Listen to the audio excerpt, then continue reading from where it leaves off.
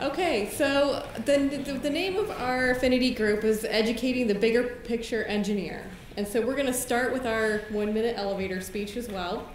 Human history is full of examples of engineering solutions that have significant negative or unintended impacts on society.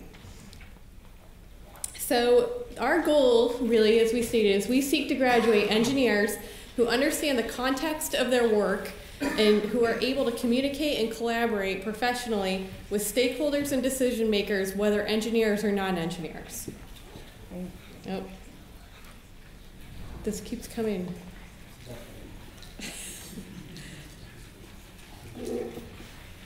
Uh-oh. Okay, however, I'm just going to keep going here. we keep falling short. So for a century, engineering educators have struggled to graduate engineers who see the bigger picture of their professional training and responsibility to society.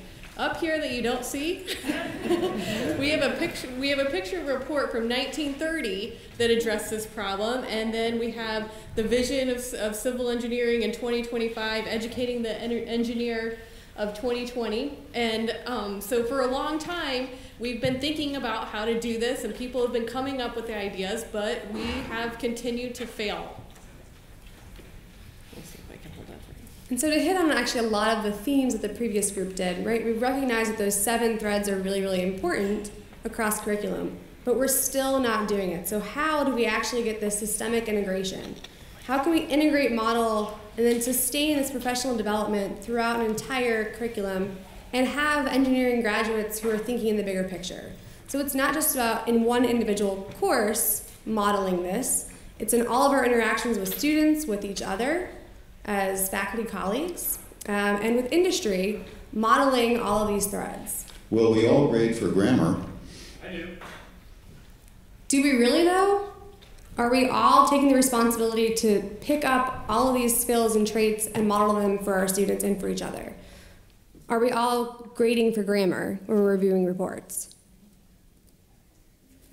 The second theme of our vision is sustained immersion. So we know that these problems, we're solving them for society and for people, as we heard in the opening remarks by Dan as well, who seems to be the superstar of the FOEE, of course. But how are we making these problems real world and actually involving real stakeholders?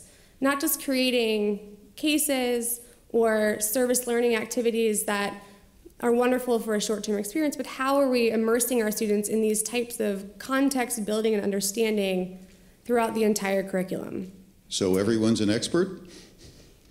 We feel that everyone is an expert, and so involving students with real-life stakeholders throughout the entire curriculum is really important, to recognize that we all are bringing knowledge, we're all bringing technical and non-technical. So when I say we, I mean the entire community. So it could be that executive in the room, it could also be that person in a public meeting who actually has no idea what it means to be designing a context-sensitive solution, but they know what works for them and what matters to them. So how do we bring these contexts and have students appreciate, recognize, and again, how do we model this throughout an entire curriculum? The last is structural incentives. Something that we haven't talked a whole lot about today is what are the barriers to really doing this in an integrated, immersive way throughout a curriculum? What are some of the issues with our institutional structures and the reward systems that prevent barriers to doing this? And so Yeah, how does this help me get tenure? That's the big question that we all ask, right? So what we'd like to do is focus with the audience, all of you as experts, and how we can do this.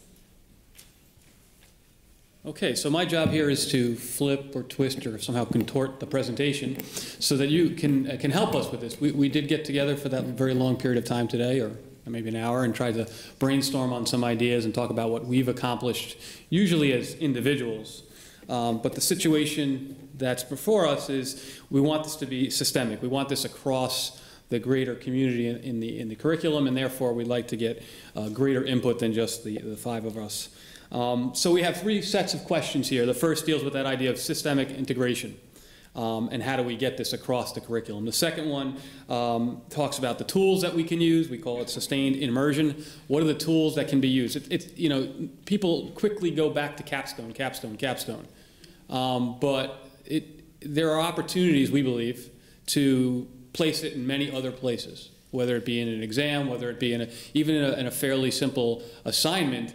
Ask them to, I'll use that word, reflect on what it means. So what are those tools that we can use? And the last one is probably the most difficult, as was brought up in the last conversation, about how do we get our culture, how do we get our institution to change its behavior in such a way that makes this possible, really makes it possible. Not possible for the 2 or 3 years where you have that one rogue person driving the whole process, but rather something that's going to last for years and years to come. So what I like to do here is ask those of you to my right or stage left to, we've handed out some notes to get together with a partner perhaps and kind of talk about your ideas for answering question number 1.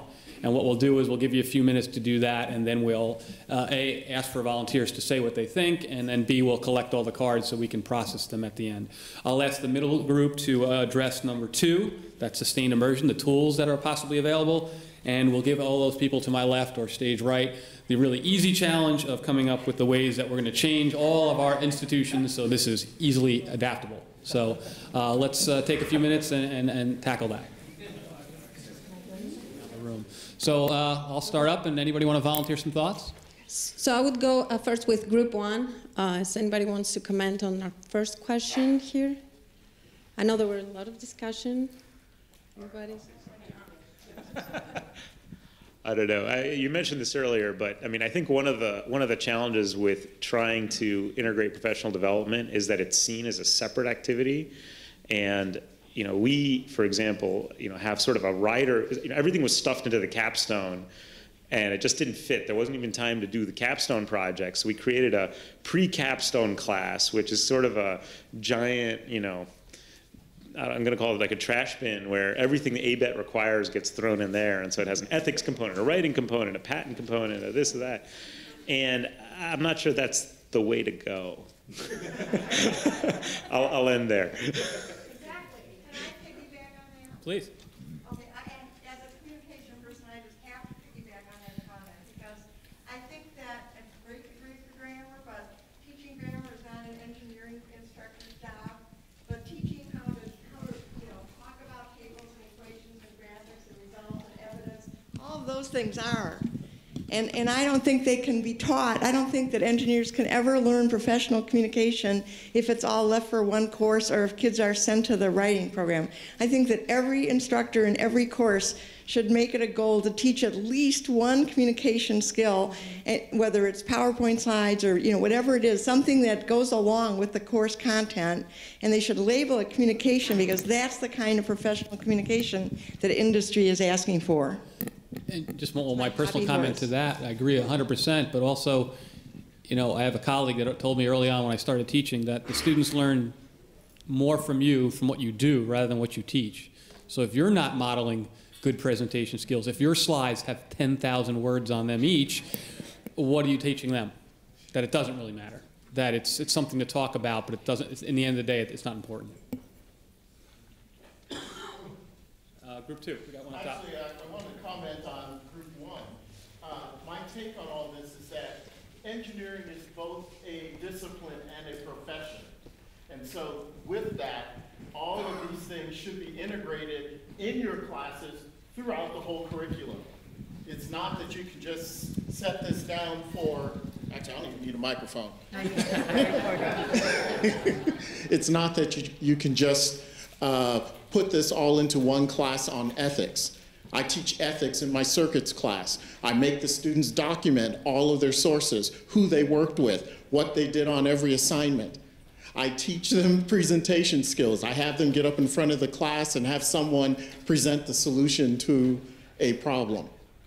And continually to push these skills throughout. Systemic integration, quit trying to compartmentalize everything into a single class.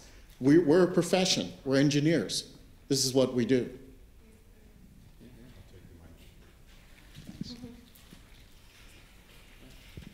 How about group 3? Oh boy. Hi. So I'm kind of thinking about 2 and 3 and also trying to rewrite so you can read. So sorry, I was We all have independent study at our schools. Hi, it's a microphone. Probably can actually hear me. We all have independent study at our schools, but at least at my school and my peer schools that I've talked to about this, it's no longer really independent study. It's a way to get students into your lab and not pay them. And so if we take the existing formalisms of independent study and truly apply it to the world of service learning and professionalism and what have you. Again, we've all said in this room and in all these books you mentioned and everywhere, real live engineering is not just the most deep of the T-shape, it's the whole shape. And so to allow students to invest exactly wherever in that T, wherever in the holism of engineering service and engineering professionalism and what have you, and let students make their own choices to develop that and take the extant formalism of independent study, you wouldn't have to change anything. You would just have to expand the true independence nature of independent study.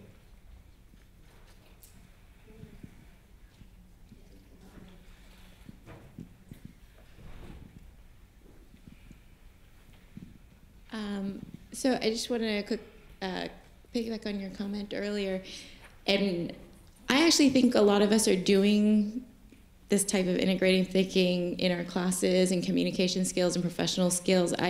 What I found is it really is just about making it more explicit to the students. So you understand that, you know, you're teaching them about ethical practices when you make them document their sources and all the proper notation that go along with that professional training. But what I found is the students don't necessarily know that, but it's just telling them what they're doing and making it an explicit part of the learning. And that doesn't actually take any additional time. You don't have to give up another part of your curriculum because you're already doing it. You're just making it completely transparent to the students. In terms of structural incentives, I think we were talking about change is going to be based upon what you're assessed on. So at an institutional level or a departmental level, it's really you're going to be assessed on certain criteria, and if that criteria doesn't include some of these professional skills development, then it's not going to be important. And so Bob was mentioning, for example, feedback from the employers on lacking certain skills. A form of assessment, whether or not their students got hired, was the way that change was instituted in their curriculum. So I feel like whatever your method of assessment, whether it be ABET, whether it be U.S. News and World Report rankings, or employers hiring your students, ultimately it had to be kind of those major assessment places that drove fundamental change.